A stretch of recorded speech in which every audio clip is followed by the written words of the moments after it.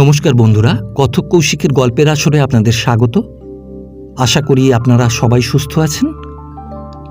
বন্ধুরা, আজ আপনারা শুনবেন প্রাণের লেখক বিভূতিভূষণ বন্দ্যোপাধ্যায়ের লেখা অরণ্যে।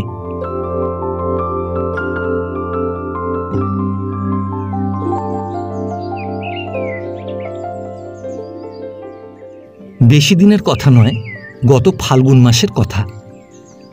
দোলের ছুটিতে গালুড়ি বেড়াতে গিয়েছিলাম। প্রসঙ্গক্রমে বলি যে সিংভূম জেলার এই অঞ্চলে আমি অনেকবার গিয়েছি এবং এখানে আমার কয়েকটি বন্ধু বাড়িও করেছেন ছুটি ছাটাতে গিয়ে কিছুদিন যাপন করবার জন্য। গালুড়ি ক্ষুদ্র গ্রাম। এ থেকে 4-5 মাইল দূরে দূরে সব দিকেই পাহাড়ের শ্রেণী ও জঙ্গল। দক্ষিণ পশ্চিম সুবর্ণরেখার ওপারে সিদ্ধেশ্বর ও ধনঝরি শৈলমালা, তার ওদিকে তামা পাহাড় নামে একটি অনুচ্চ পাহাড়। এখানে কয়েক বৎসর পূর্বে একটা তামার খনি ছিল।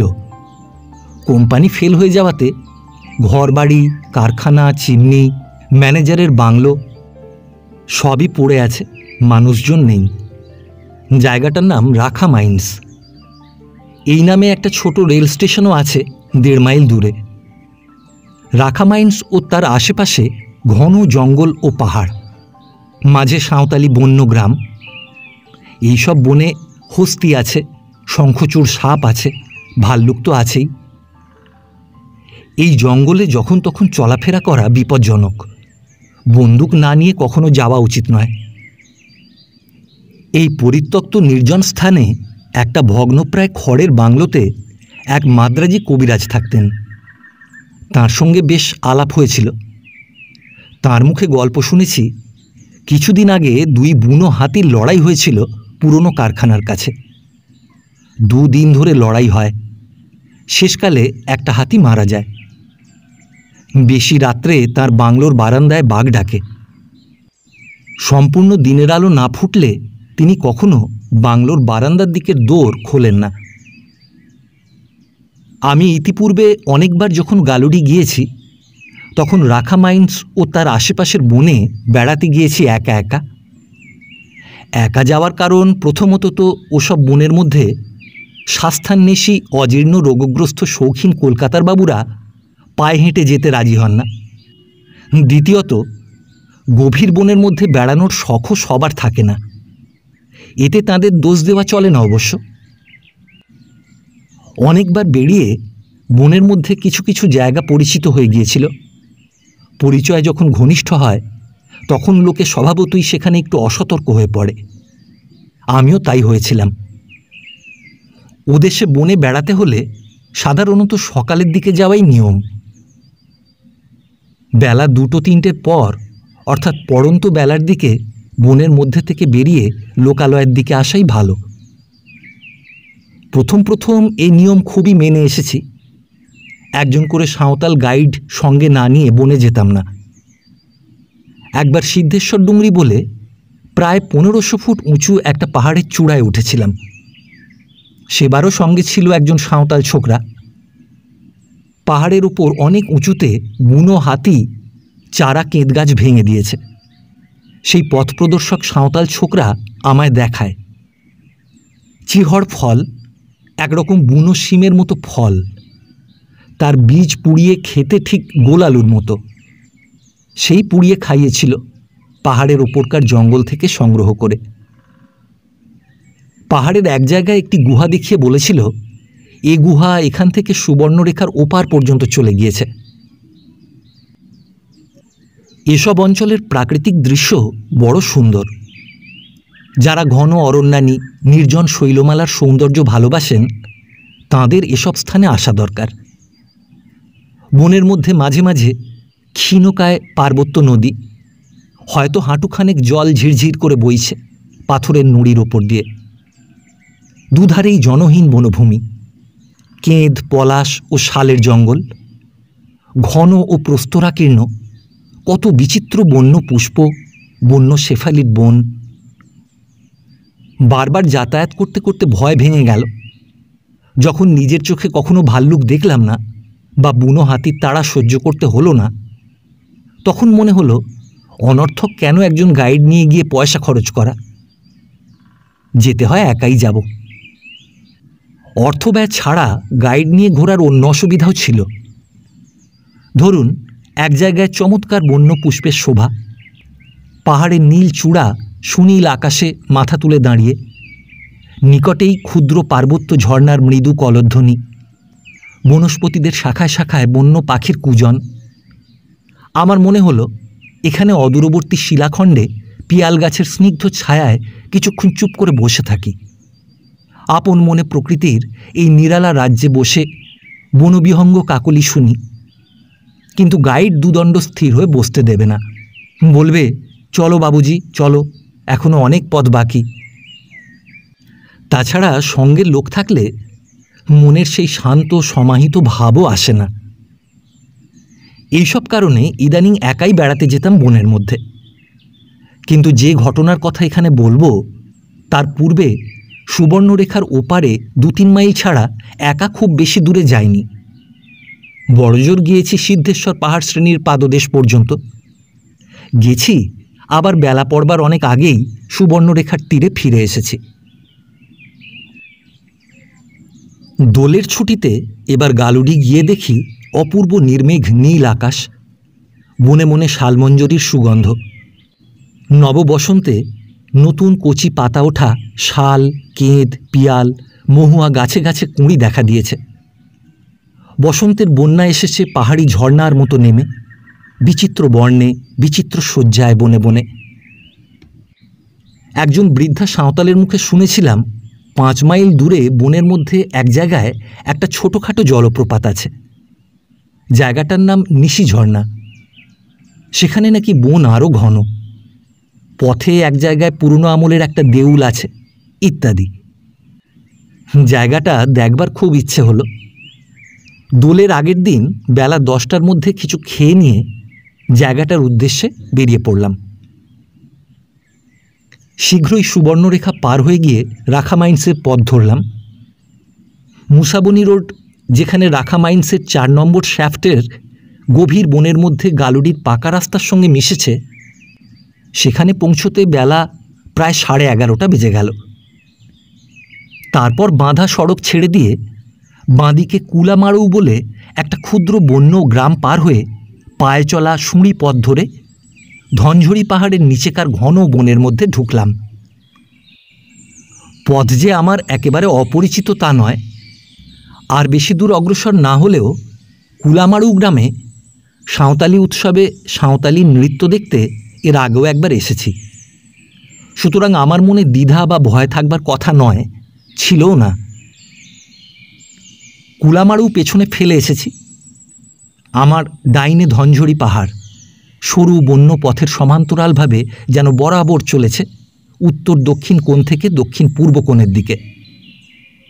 বন ক্রমশ গভীর থেকে গভীরতর হচ্ছে, তা বেশ লক্ষ্য করছি। কিছু দূর গিয়ে বাঁদিক থেকে আরও একটি শৈলশ্রেণী যেন ক্রমশ ধনঝড়ির গায়ে মেশবার চেষ্টা করছে। যে অরণ্যাবৃত উপত্যকা দিয়ে আমি চলেছি সেটা যেন ক্রমশ সংকীর্ণ হয়ে আসছে। আমার জানা ছিল এই পথটা বনের মধ্যে দিয়ে গিয়ে এক জায়গায় ধনঝড়ি পাহাড় পার হয়ে ওপারে চলে গিয়ে আবার মুসাবনি রোডের সঙ্গে মিশেছে। সুতরাং মনে কোনো উদ্বেগ ছিল না। জানি যেতে যেতে আপনা আপনি মুসাবনি রোডে পড়বই। নিশি ঝর্ণা কোথায় আমার জানা ছিল না। আমি বনের মধ্যে যেতে যেতে কান খাড়া করে আছি কোথায় ঝর্ণার শব্দ পাওয়া যায়। এক জায়গায় সত্যি শব্দ পাওয়া গেল জলের। সুঁড়িপথটা ছেড়ে নিবিড়তর বনের মধ্যে ঢুকে দেখি একটি ক্ষুদ্র পার্বত্য নদী উপলরাশির ওপর দিয়ে বয়ে চলেছে। তার দুধারে এক প্রকার বন্য গাছ, অজস্র বেগুনি রঙের ফুল ফুটে আছে। স্থানটি যেমন সুন্দর তেমনি স্নিগ্ধ। কতক্ষণ বসে রইলাম একটা শিলাখণ্ডে, উঠতে যেন ইচ্ছে করে না। কিন্তু এই বনে থাকা তখন যে উচিত ছিল না তা তখনও বুঝিনি। প্রথমত তো বনের ওইসব নিভৃত স্থান, বিশেষ করে যেখানে জল থাকে, সেখানে বাঘ থাকা বিচিত্র নয়। দ্বিতীয়ত বেলা গেল, পথ তখনও কত বাকি সে সম্বন্ধে আমার কোনো ধারণা ছিল না, অথবা ধারণা থাকলেও ভুল ধারণা ছিল। যখন আবার সুঁড়ি পথটায় উঠলাম তখন বেলা বেশ পড়ে এসেছে। বনের এই অংশের শোভা অবর্ণনীয়। প্রথম বসন্তে কত কি বনের ফুল গাছের মাথা আলো করে রেখেছে। ধনঝরির নীল সানুদেশ একদিকে খাড়া হয়ে উঠেছে ডাইনে। শালমঞ্জরির সুবাসে উপত্যকার বাতাস নিবিড় হয়ে উঠেছে। বেলা পড়ার সঙ্গে সঙ্গে সেই গন্ধটি যেন আরও বাড়ছে। কতক্ষণ অন্য মনে চলেছি, সুঁড়িপথটাও কখন হারিয়ে গেছে খেয়াল ছিল না। হঠাৎ দেখি আমার সামনেই ধনঝরি পাহাড়ের খুব উঁচু একটি অংশ। সেখানে পাহাড় টপকে ওপারে যাওয়ার কোনো উপায় নেই, পথও নেই। স্থানটি সম্পূর্ণ জনমানবহীন। সেই কুলামারু গ্রাম ছাড়িয়ে এসে আর লোকালয় চোখে পড়েনি। বেলাও পড়েছে, একটু ব্যস্ত হয়ে পড়লাম। তাছাড়া সুঁড়ি পথটাই বা গেল কোথায়? বনের মধ্যে ব্যস্ত হয়ে পথ খুঁজতে গিয়ে আরও গভীর বনের মধ্যে ঢুকে গেলাম। এদিকে সূর্য হেলে পড়েছে। এ বনের মধ্যে আর বেশিক্ষণ দেরি করা উচিত হবে না। ভাবলাম আর নিশি ঝর্ণা দেখে দরকার নেই, এবার যে পথে এসেছি সেই পথেই ফিরি। কিন্তু কোথায় সে পথ? ক্রমে এমন সব জায়গার মধ্য দিয়ে যাচ্ছি যেখান দিয়ে আসবার সময় আসেনি তা বেশ বুঝলাম। বনের মধ্যে দিগ্ভ্রান্ত হওয়া খুব সহজ, বিশেষ করে এই ধরনের নিবিড় বনের মধ্যে। কিন্তু আমি জানি ধনঝরি উত্তর পশ্চিম কোণ থেকে দক্ষিণ পূর্ব কোণের দিকে বিস্তৃত। বিশেষত সূর্য যখন এখনো আকাশে দেখা যাচ্ছে তখন দিকভুলের সম্ভাবনা অন্তত নেই, এই একটা ভরসা ছিল মনে। কিন্তু ভরসাই রয়ে গেল সেই পর্যন্ত, কোনো কাজে এলো না। সূর্য ক্রমে পাহাড়ের আড়ালে অস্ত গেল। ছায়া ঘনিয়ে এলো বনে। যদিও সামনে জ্যোৎস্না রাত্রি, তবু এই ঘন জঙ্গলের মধ্যে একা রাত্রি কাটানোর সম্ভাবনায় বিশেষ পুলকিত হয়ে উঠলাম না। হঠাৎ মনে হলো ধনঝরি পাহাড়ের ওপারেই তো মুসাবনি রোড। পাহাড়টা যদি কোনো রকমে টপকাতে পারি, এখনো রাত হয়নি, লোকালয়ে পৌঁছতে পারব। নতুবা ঘনায়মান সন্ধ্যার অস্পষ্ট আলো অন্ধকারে যতই জঙ্গলের মধ্যে ঘুরব ততই সম্পূর্ণরূপে পথভ্রান্ত হয়ে পড়তে হবে। একটা জায়গায় মনে হলো যেন ধনঝরি একটু নিচু হয়েছে। এই ধরনের নিচু খাঁজ দিয়েই আমার জানা পায়ে চলার সুঁড়ি পথটা গেছে, ঘন চুলের মধ্যে চেরা সিঁথির মতো। পার্বত্য পথের কোনো চিহ্নই দেখছি না কোনো দিকে। তবুও এই অপেক্ষাকৃত নিচু থাক টপকে ধনঝরির ওপারে যাওয়া খুব কঠিন হবে না মনে হয়। জুতো খুলে হাতে নিলাম। পাহাড়ের কিছু দূর উঠে গিয়ে দেখি নিচে বনের মধ্যে যত অন্ধকার, ওপরে ততটা নয়। জ্যোৎস্না উঠল। জ্যোৎস্না ফুটবে ভালো। প্রথম খানিকটা উঠেই মনে হলো ভুল জায়গা দিয়ে পাহাড় পার হচ্ছে। এখান দিয়ে কখনো কেউ পাহাড় পার হয়নি। যেমন বড় বড় পাথরের চাই, তেমনই কাঁটা গাছ সর্বত্র। খালি পায়ে ধারালো পাথরের ওপর দিয়ে চলতে বিষম কষ্ট, অথচ জুতো পায়ে দেওয়াও চলে না। পাহাড়ের উপরে খানিকটা উঠে গেলাম দিব্যি। তারপরে এক জায়গায় গিয়ে দেখি সামনে একেবারে খাড়াই দুরারোহ পাহাড় দেওয়ালের মতো উঠেছে। বড় বড় গাছের শেকড় ঝুলছে, যেন জলের তোড়ে নদীর পাড় ভেঙে পড়েছে। আমি শিক্ষিত পর্বতারোহণকারী নই, সেই খাড়া উত্তুঙ্গ পাহাড়ের দেওয়াল বেয়ে ওঠা আমার পক্ষে তাই সম্পূর্ণ অসম্ভব। এদিক ওদিক চেয়ে দেখি একদিকে একটা মসৃণ প্রকাণ্ড শিলা আড়ভাবে শোয়ানো। সেখানা উচ্চতায় আন্দাজ 20-22 হাত এবং চওড়ায় 30-32 হাত হবে। এ ধরনের পাথরকে এদেশে রাগ বলে। রাগ পার হওয়া বিপজ্জনক, কারণ হাত পা দিয়ে ধরবার এতে কিছুই থাকে না।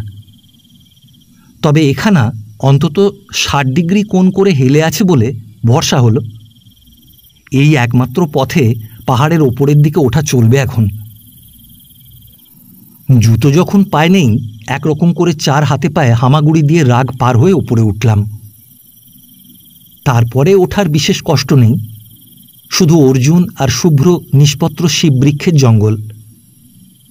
বাঁকাভাবে চাঁদের আলো এসে শিববৃক্ষের দুধের মতো সাদা ধবধবে গুঁড়ির গায়ে পড়েছে, কারণ তখন প্রদোষের ঈষৎ অন্ধকার কেটে জ্যোৎস্না ফুটে উঠেছে। এক জায়গায় ওপর দিকে মনে হলো যেন গাছে আগুন লেগে ধোঁয়া বেরুচ্ছে। কৌতূহল হলো অত্যন্ত, আপনি আপনি গাছে কি করে আগুন লাগবে? উপরে উঠে গিয়ে দেখি সত্যি এক জায়গায় একটা মোটা শেকড়ের গা দিয়ে ধোঁয়া বেরোচ্ছে। তবে কিভাবে শেকড়ে আগুন লাগলো তা আজও বলতে পারি না। তখন আমি অনেকখানি ওপরে উঠে গিয়েছি। নিম্নের উপত্যকার গাছপালার মাথা কোঁকড়া চুল কাফরিদের মতো দেখাচ্ছে। চাঁদের আলো বনের নিবিড় অন্ধকার উপত্যকার মধ্যে এতটুকু ঢোকেনি। ওপর থেকে ঘন কালো দেখাচ্ছে। আর আমি যেখানে দাঁড়িয়ে আছি সেখানে চারিদিকে ধনঝরির বিভিন্ন চূড়ার বনরাজির মাথায় মাথায় শুভ্র ঢেউ। সেই জনমানবহীন শৈলমালার ঊর্ধ্ব সানুতে জ্যোৎস্না প্লাবিত শুক্লা চতুর্দশী রাত্রির শোভা যে দেখেনি তাকে বলে বোঝানো যাবে না সে কি অপূর্ব ব্যাপার। একা যেন আমি পৃথিবীর ঊর্ধ্বে কোনো দেবলোকে বিচরণশীল আত্মা। আমার চোখের সম্মুখে যে দৃশ্য দূর থেকে সুদূর প্রসারিত, কোনো পার্থিব চক্ষু কোনোদিন তা দর্শন করেনি। কিন্তু সেখান থেকে আমার মনে হলো আমি সম্পূর্ণ ভুল করেছি। যেদিক দিয়ে পাহাড়ে উঠেছি সেখান দিয়ে পাহাড় টপকাবার উপায় নেই। যতই উঠি ততই দেখি আমার চোখের সামনে অর্জুন ও শিববৃক্ষের সাদা সাদা সোজা গুঁড়িগুলো থাকে থাকে উঠে যেন স্বর্গে উঠেছে। অর্থাৎ পাহাড়ের শিখর দেশের তখনও পর্যন্ত কোনো পাত্তাই নেই। তাছাড়া ক্লান্তও খুব হয়ে পড়েছি। বুকের মধ্যে ঢিপ ঢিপ করে যেন ঢেকির পাড় পড়ছে অতিরিক্ত শ্রমের ফলে। এই বন ভেঙে অতখানি উঠে ওপারের ঢালু দিয়ে নামতে পারবো বলে মনে হলো না। তার চেয়ে যে পথে উঠেছি হাত পা ভেঙে মরার চেয়ে নিম্ন উপত্যকায় নেমে জ্যোৎস্নার আলোয় আবার না হয় পথ খুঁজি। বিপদ এলো এতক্ষণে এই নামবার সময়, সম্পূর্ণ অপ্রত্যাশিতভাবে। একেবারে মৃত্যুর সম্মুখীন হতে হলো প্রায়। দুর্ঘটনা যখন আসে তখন এমনই অতর্কিতে আসে। যতটা উঠেছিলাম জ্যোৎস্নার আলোতে একরকম করে নেমে এসে সেই রাগখানার কাছে পৌঁছলাম। রাগ পার হয়ে নেমে গেলে উপত্যকা আর বেশি নিচে নয়। রাগ বেয়েই নামতে হবে, কারণ অন্যদিকে নামবার কোনো উপায় নেই। অথচ রাগ এমন মসৃণ যে হাতে পায়ে আঁকড়াবার কিছু নেই। এ ধরনের পাথর বেয়ে ওঠা বরং সহজ, কিন্তু নামা অত্যন্ত কঠিন। তাড়াতাড়িতে আর একটা ভুল করলাম, উপুর হয়ে না নেমে চিত হয়ে নামতে গেলাম। যাই হোক, খানিকটা তো নামলাম দিব্যি। তারপর পাথরখানার ওপর দিকের যে প্রান্ত হাত দিয়ে ধরছি সেটা ছেড়ে গিয়ে গড়িয়ে সরসর করে খানিকটা নামলাম। তারপর পাথরের গায়ে এক জায়গায় একরাশ শুকনো পাতা জমে আছে। সেখানটিতে পাথরের কোনো খাঁজ আছে ভেবে যেমন পা নামিয়ে দিয়েছি অমনি শুকনো পাতার রাশ হড়হড় করে সরে গেল। সেই ঝোঁকে আমিও খানিকটা গড়িয়ে পড়লাম। অথচ পায়ে আটকাবার কোনো খাঁজ বা উঁচু নিচু জায়গা কিছুই পেলাম না। তখন আমার অবস্থা সঙ্গীন হয়ে উঠেছে। কোথাও কিছু ধরবার নেই, স্লেটের মতো মসৃণ পাথরখানার কোনো জায়গায়। আমি চিত হয়ে সম্পূর্ণ অসহায় অবস্থায় তার উপর শুয়ে আছি এবং আঙুল টিপে বা সামান্য কিছু ধরে আছি। সেটা ছেড়ে দিলেই নিচের দিকে গড়িয়ে পাথরের নুড়ির স্তূপের উপর গিয়ে পড়ব। সেই পাথরের স্তূপ অন্তত 30 ফুট নিচে। তার উপর পড়লে তীক্ষ্ণ ধারালো অসমান প্রস্তরখণ্ডে বিষম আহত হতে হবে।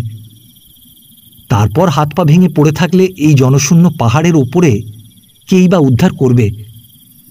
এই অবস্থায় মৃত্যু ঘটা বিচিত্র কি? যখন আমি বুঝলুম যে আমি খুবই বিপদগ্রস্ত, তখন হাত পায়ে যেন আর বল নেই। আঙুলে টিপে ধরব কি আঙুলি ক্রমশ অবশ হয়ে আসছে। এভাবে আর কিছুক্ষণ কাটলেই গড়িয়ে নিচে পড়ে যাব এবং সাংঘাতিক আহত হব। তখন মনে হলো উঠবার সময় পাথরখানার এই অংশ দিয়ে উঠিনি, কোন ঘেঁষে উঠেছিলাম। সেখানে নিচে ছোট বড় অসমান শিলাখণ্ডের ধাপ মতো ছিল। তখন দিনের আলো ছিল বলে দেখে শুনে উঠবার সুবিধা ছিল। এখন রাত্রে, বিশেষ করে ওপরের দিক থেকে নামবার সময় অত বুঝতে পারিনি। উদ্ভ্রান্তের মতো চারিদিকে চাইলাম। জলে ডোবার পূর্ব মুহূর্তে নিমজ্জমান ব্যক্তি যেমন কোনো আশ্রয় খোঁজে, তেমনি হঠাৎ নজরে পড়ল হাতখানেক দূরে একটা অর্জুন গাছের মোটা শেকড় ওপরের একখানা শিলাখণ্ডের ফাটল থেকে বের হয়ে ঝুলছে। মরিয়ার মতো সাহসে ঝোঁক দিয়ে দাঁড়িয়ে উঠে সেই শেকড়টি আঁকড়ে ধরতে গেলাম এবং ধরেও ফেললাম।